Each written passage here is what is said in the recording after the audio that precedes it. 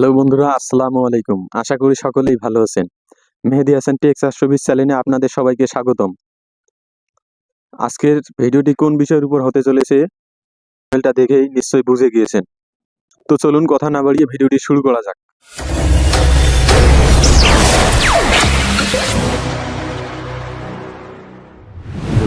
এইরকম Facebook cover photo তৈরি করার জন্য একটা অ্যাপের প্রয়োজন পড়বে। এই অ্যাপটি এই ভিডিও ডেসক্রিপশন বক্সে কিংবা ফার্স্ট কমেন্টে লিংক দেওয়া থাকবে আমার টেলিগ্রাম চ্যানেলের।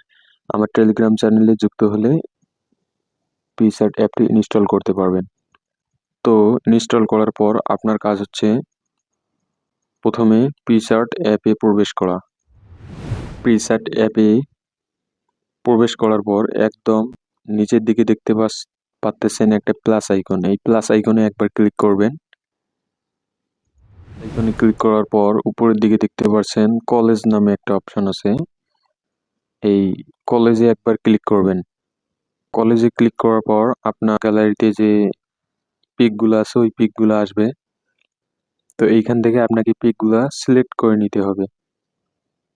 আপনি এখানে 10টা পিক সর্বোচ্চ সিলেক্ট করতে পারবেন। তো আমি পিকগুলো সিলেক্ট করে নিই।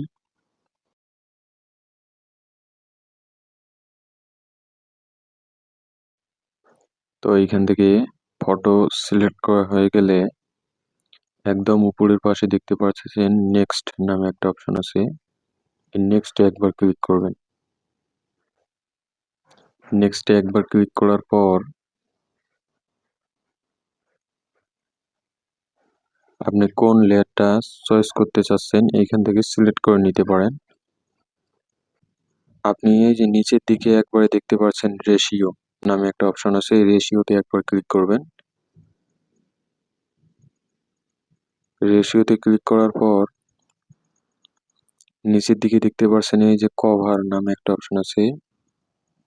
এই কভারে একটা ক্লিক করবেন।